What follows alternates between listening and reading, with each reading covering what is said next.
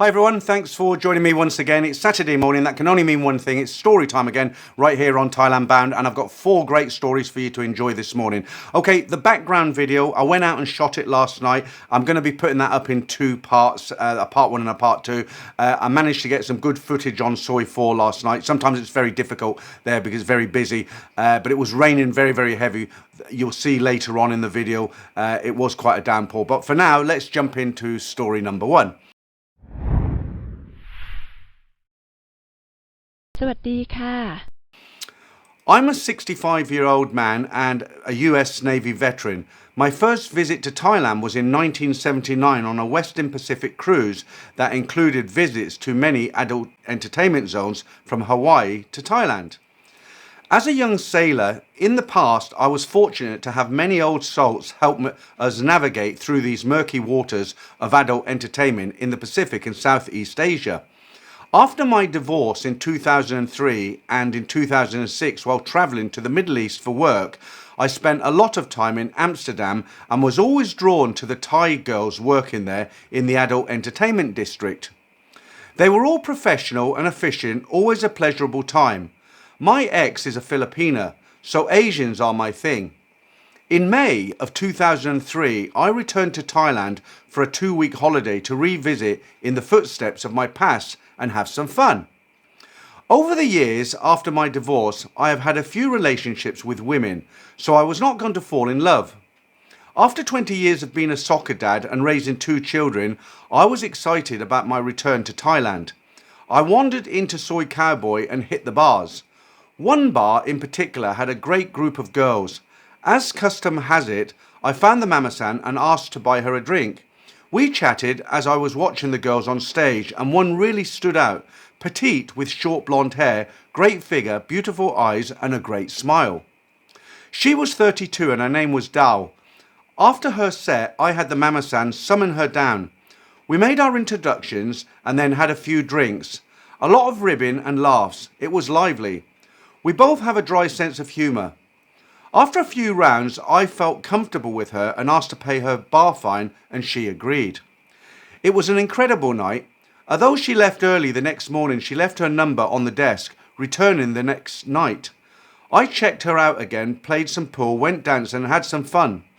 We then went to the rooftop of my hotel and had some snacks and a nightcap, and then to the room. Again, another great night of aerobics, very intense. I'm loving this.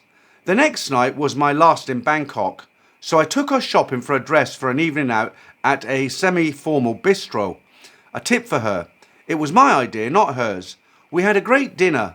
After that, we went back to her bar and started drinking. She seemed smart by not mixing her drinks and stuck to red wine.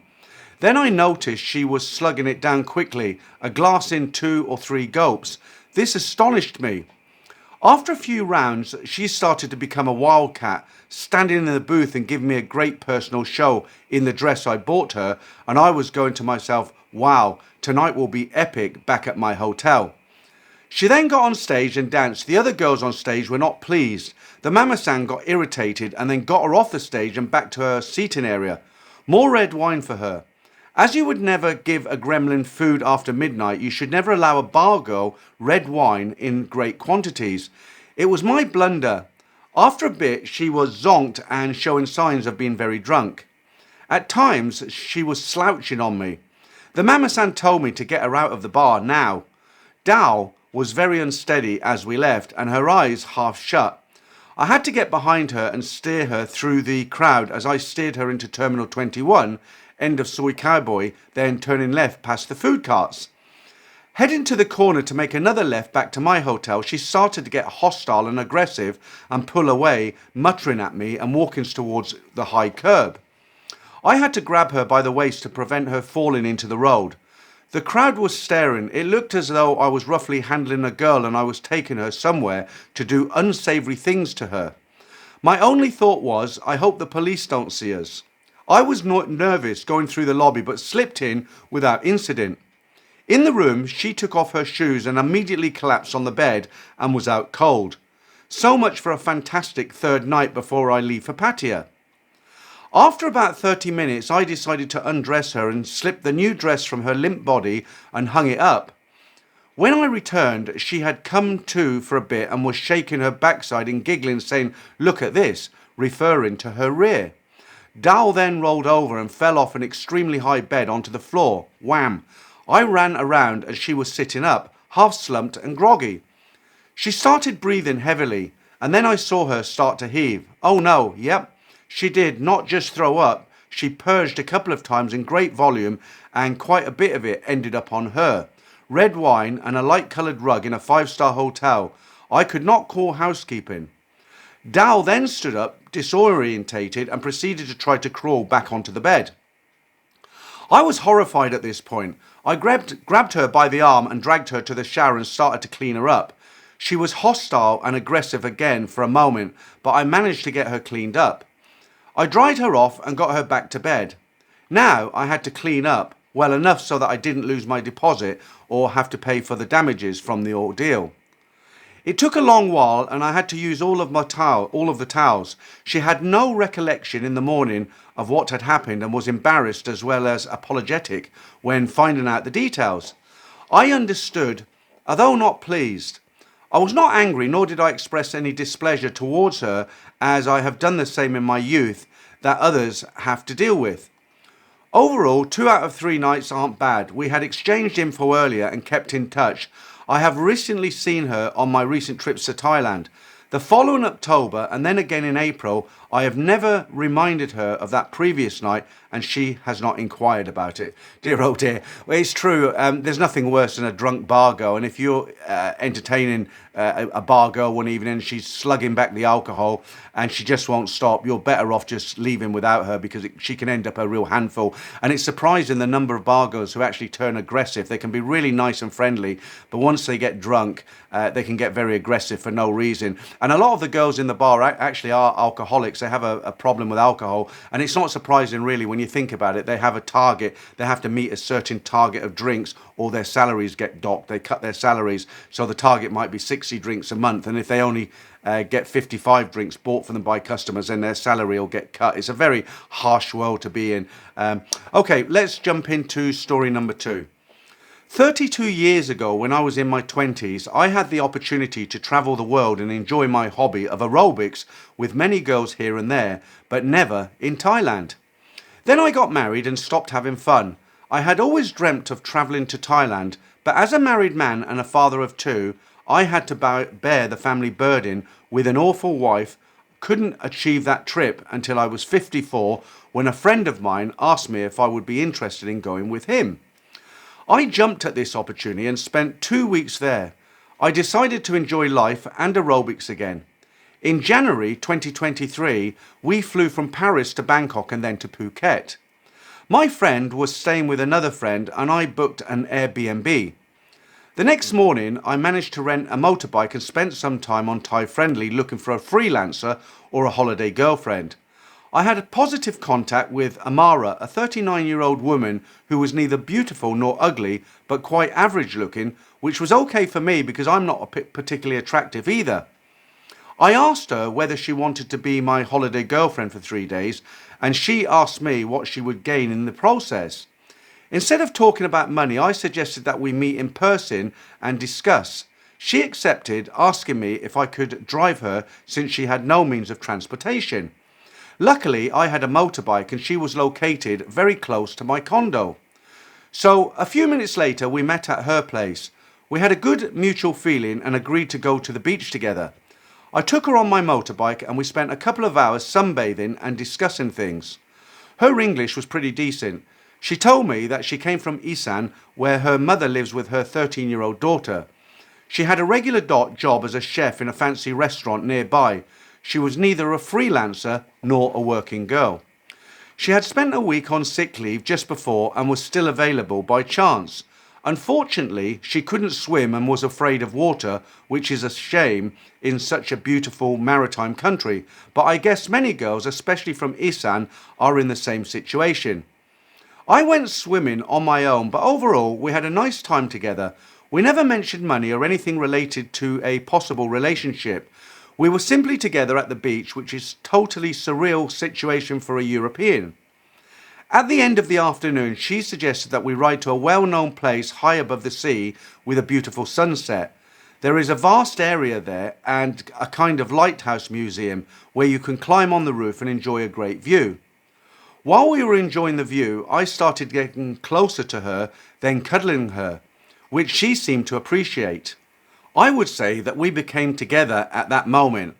After that, we went back to her place. She took a few clothes and stuff and came with me to my condo where she would stay until I left for my next destination. In the evening, we went out for a drink and had dinner in a nice Thai restaurant on the beachfront of Rawai. Back at my condo, we had a shower and became intimate very naturally. I was amazed, even though I knew that it wasn't hard to find a girlfriend for money. In Thailand, I was not expecting to meet a real one less than 24 hours upon arrival. I think that I was really lucky because normally she would have been working in her restaurant and not looking for men on Thai Friendly. During the next 3 days, we had a lovely time together, visiting the area, going to the beach, eating seafood, resting by the pool, or exercising aerobics in bed. I was very surprised, for it had been 30 years since I had a girlfriend coming on tour with me. I was certainly not expecting that, but I enjoyed it. Then came the end of my stay in Phuket, and I offered to take her with me to my next stop in Krabi. One of her friends owned a taxi and drove us there for a very cheap price, 2,000 baht. Krabi is a beautiful place, perfect for a girlfriend experience with beautiful beaches, day trips in long-tail boats, fancy bars and restaurants, etc. We had another wonderful time there. However, the 3-day rule was already broken. She genuinely liked me, and I was worried that she would get excessively attached to me if we stayed together too long. After all, I was not looking for a long-term relationship, and I knew that this would have to end eventually. I was going to Samui afterwards, but I decided to let her go back to Phuket and resume work. Even though she never asked me for any money, I wanted to give her something, and for several days I wondered what amount would be appropriate. Not too much because she was not a working girl, but enough to compensate for her time. She had told me that her monthly income was 20,000 baht, and we stayed 5 days together, so I thought that 7,000 baht would be reasonable. On the last morning, we parted and I gave her the envelope. She didn't open it just yet, but she thanked me and looked very sad to see me go away. I continued my trip to Samui, and even though I could freely practice my hobby with several working ladies, not always 100% ladies by the way, but that's another topic, I felt lonely and regretted not having taken Amara with me to Samui. Afterwards, I went to Pattaya and then Bangkok, but that's a different story. Since then, Amara and I have kept in touch daily online, and I decided to come back in a few weeks and take her to Samui for one more week. During our remote exchanges via line, we had an awkward moment. One day she asked me to help her pay her rent and asked me to send her money, but I refused, saying that my rule was to give money only when we actually meet. I feared that this would ruin our plans, but she took the hit and still stayed in touch with me. She still asked me to buy her a present for her birthday, and I bought her an expensive perfume. She told me that gold would have been more durable, maybe in the future. So, as planned, in May 2023, I came back to Thailand and took Amara with me to Samui, where we spent a romantic week in various places such as Lamai Beach and the Fisherman's Village, riding the scooter, visiting places, enjoying cocktails and seafood on the beach, and of course, exercising aerobics together. I think that I never had such a good time as a couple in my life. However, not everything was perfect. Communication in English was difficult, and we quickly found the limits of our compatibility in various domains, such as swimming, riding the motorbike at night, or simply finding common interests. The culture gap was just too big. One night before the end of our stay, something bad happened. I had just fallen asleep when my phone started to make some music because of a background streaming app, and Amara took it to silence it. Quite stupidly, I hadn't set the automatic screen lock so she could access it. Doing so, she couldn't resist visiting my line history, and what she saw there did not make her very happy. She saw the other side of the mirror with dozens of girls in my records and burst into tears. I only discovered this in the morning when she made a big fuss, and I had a hard time realizing what had happened during the night. Luckily, she did not kill me in my sleep, storm out of the room stealing my most precious belongings, or do any other crazy things. But this marked the end of our relationship. I immediately booked another room for the last night and we parted from each other, only sharing the taxi to the airport the day after, each of us taking a different flight. I still give her 10,000 baht for her time. This was a bitter end to an otherwise very pleasant 6-day girlfriend experience. I should have been more careful with my phone. Anyway, our story would have ended there, but it could have been more graceful.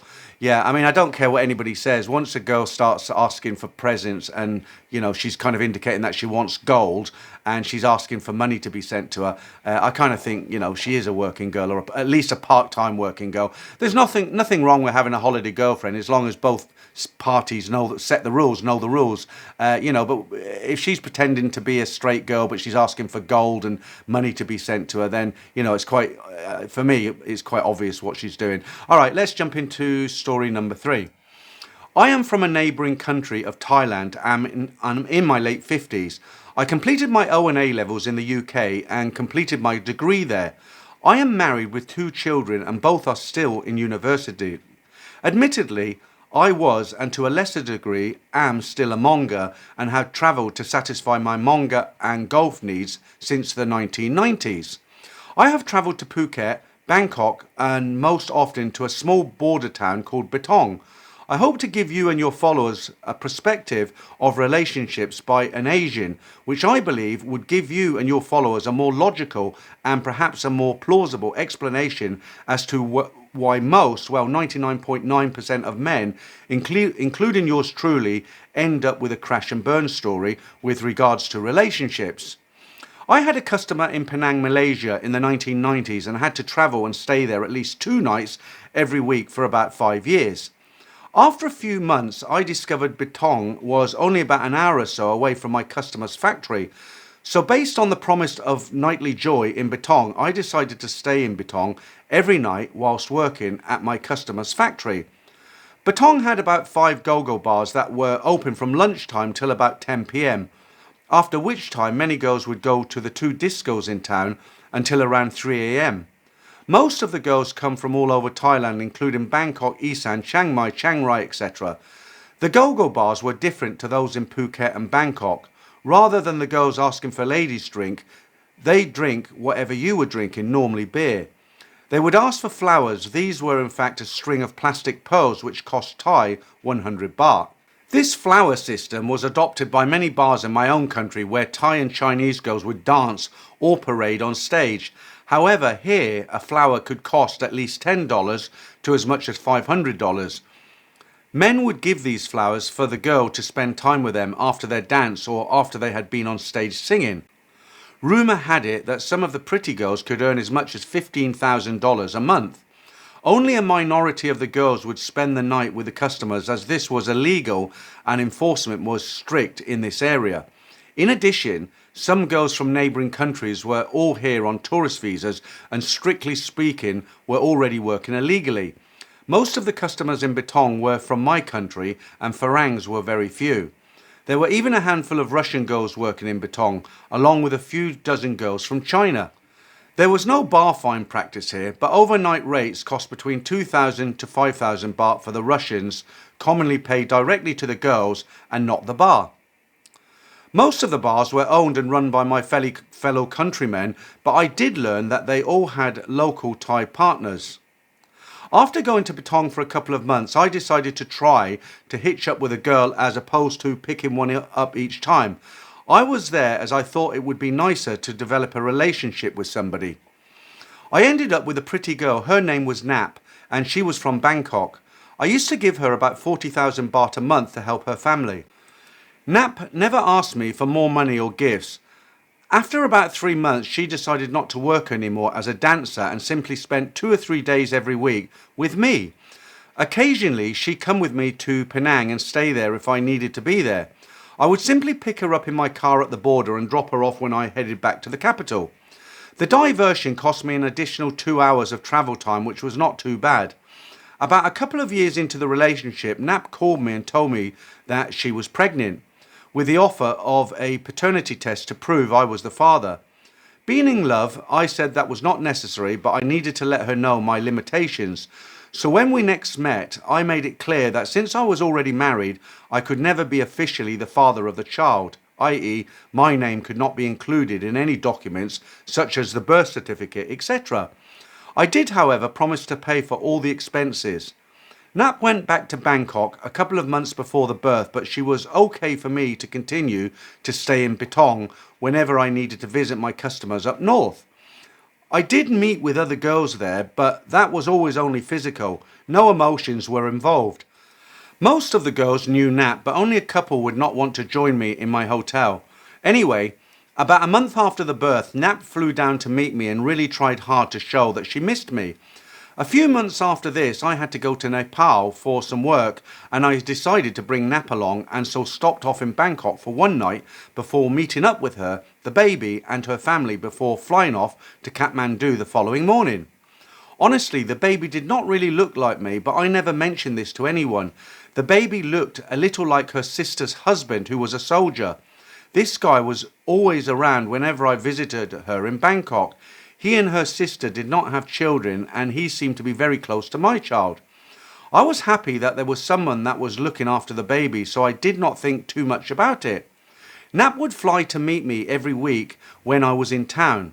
Thank God for budget airlines, so this cost me about $100 for the flight. But there were times when Nap wanted to visit her friends in Betong, so I would simply drop her off at the border, pick her up the following week. About a year later, she told me that her friend wanted her to work in a restaurant she owned. I was told the restaurant was in Bangkok. I said, sure, go ahead, earn some cash. Perhaps she could find some purpose in her life. She also said that because she was now working, there may be times she could not meet up with me whenever I visited my client. However, she said it was okay if I wanted to go to Betong. From this time on, almost all the time, I expected her to fly to meet me. She said she wanted to save money by taking a bus from Bangkok down to Betong, and I could pick her up in my car on the way to see my customer. Whenever I go to Betong, I would park my car just before immigration and take a taxi. On one occasion, Nap said she could not meet me because there was a big function at her friend's restaurant. I had decided to spend a night in Betong. There was this taxi driver who knew both of us, and when he was driving me, he asked if I was to meet Nap. I said yes. He took me to a small restaurant, and I am almost certain I saw her sitting on one of the chairs. The taxi driver then went into the restaurant while I just sat in the taxi. Not sure why I did that, probably because I did not want to know the truth. The taxi driver returned and said she was not there, and then drove me to my hotel that was a 15-minute walk away. I called Nap from my hotel as I normally did, and she insisted that she was working in Bangkok. Anyway, I ignored my suspicions and continued to visit my usual go-go bar. I met up with an older, very experienced lady who knew about Nap and was always honest with me. She told me that she had bumped into Nap in Betong with her girlfriend, and Nap had asked her not to tell me she had seen her in Betong. She said she should not lie to me, and that she had many other girls said I was a good guy and treated everyone politely, and so she felt that I needed to know the truth. I suppose I could have gone to the restaurant and confronted Nap, but I guess I was just a coward. The following day, when on the way back home, I called Nap and asked her again if she was in fact in Betong and not Bangkok. After a while, she finally admitted that yes, she had been in Betong and was working with her friend in the restaurant. She also admitted that she was having an intimate relationship with this girl. However, she would still meet up with me like before so long as I continued to finance her. Instead of simply calling it a day, I thought it best to try everything I could to win her back. I told her that when I met her next, I would like to discuss our future. I met up with Nap in Bangkok about a month later and had planned to stay there for 3 days. I met her in my hotel, and she was adamant about her love for the girl in the restaurant, but she was willing to stay with me while I was in Bangkok. Stupidly, I even offered a closer relationship if she was willing to live in Bangkok and look after the baby. I could see by the look on her face that she had no feelings for me at all. So the following morning I booked a flight home. A few months later, Nap asked me to meet again as she needed to go back to Bangkok. I agreed, and to cut a long story short, I was there this time to give her more money as the restaurant in Betong was failing. The jewellery and watch I had previously bought for her were no longer with her, and she admitted she had to sell all her belongings to try to keep the restaurant afloat. I gave her 10,000 baht and left Bangkok. About another 3 months later, I got a call from Nap saying that she would be working in a pub where I live. I met up with her and learnt the restaurant business had failed and she had broken up with her lover and decided to work here. I guess she was hoping to develop another relationship with me, but I was too heartbroken and did not fall for her renowned charms. I think she worked here for about 3 months before finally heading back to Bangkok. The last thing I heard from her was that she was involved with a French guy. I wished her all the best and have not heard from her for a few years now. The important things to keep in mind are: we are on holiday, the girls are working, so the girls' number one objective is money and not love. Try to determine their main use for the money. Good reasons are family or some future business ambition. Bad reasons include boyfriend or husband and gambling. Those girls with good reasons tend to be more honest and will look after you until you leave, while those with the bad reasons will always be trying to scam you out of even more money, gold and gifts. Try not to judge the girls or change them into something they can't become. Accept them for what they are and try to have a relationship with mutual respect. Never trust these girls with your belongings and don't leave things in your room which offer temptations to steal. When dealing with Thai men in bars and restaurants, try to treat them with respect like you would anybody else. One evening when I was having a drink with one of the doormen in a popular bar, he told me that he came from the same village as the girl that I liked in this bar, and that when he lived in the village, this girl was actually a man, which had now had an operation to change him into a woman. So had I not been friendly with the doorman, I might not have found out this information until it was too late. I had met a regular girl called Nantawan. I later discovered that she had some very bad habits and was always looking for money. She had asked me once in a 7-Eleven to buy her some sweets. I asked if she had a child. She said yes. One day after dancing, she asked me to go with her to her room to pick up some things and that she needed to give some food to her child. When in the room, she opened a cupboard where I saw some sweets, chocolates and toys that I had previously bought for her, but there was no child in her room. She later explained that she kept a ghost child in her room and he helps her whenever she asks for a wish to come true.